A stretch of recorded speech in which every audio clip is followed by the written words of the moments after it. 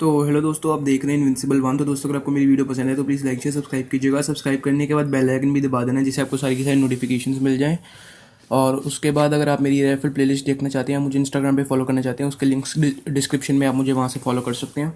तो आज दोस्तों मैं आपके लिए एक क्विक टिप लाया हूँ एयरगन्स के बारे में। तो आप सोच रहे होंगे यार ये इसने शू पॉलिश क्यों अपने सामने रखी हुई है। तो दोस्तों, पहले मैं सोचता था अपने एयर राइफल पैलेट्स कैसे कैरी करूँ। तो दोस्तों, इंडिया में ज़्यादातर एयर राइफल पैलेट्स हैं, मतलब मैं महंगे पैलेट्स की बात नहीं कर रहा, सस्ते पैलेट्स जो हम खरीदते हैं ज़्यादातर शूटिंग करने के लिए, वो आते हैं गत्ते के डब्बे में। चाहे 500 शॉट वाला डब्बा हो, चाहे 100 शॉट वाला डब्बा हो। स्टार्टिंग में तो ठीक रहता है, पर थोड़ा यूज़ करने में वो फटने लगता है, जिससे हमारे पैलेट्स वेस्ट हो जाते हैं, गिर जाते हैं, उसको कैरी भी अच्छे से नहीं कर पाते, पॉकेट में भी नहीं रख पाते। तो उसका ये बहुत सिंपल सोल्यूशन है।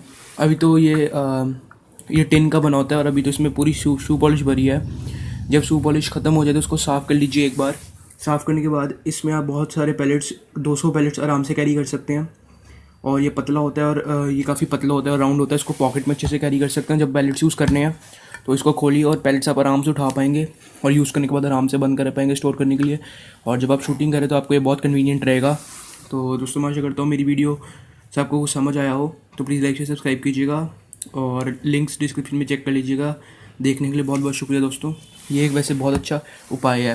और अगर आप महंगे पैलेट्स खरीदते हैं तब तो आपको टिन ऐसा मिल ही जाता होगा, तो उसकी तो कोई बात नहीं है। पर मैं नॉर्मल लोगों की बात कर रहा हूँ जो सस्ते पैलेट खरीदते हैं, जो गत्ते के डब्बे में आते हैं। तो बाय दोस्तों।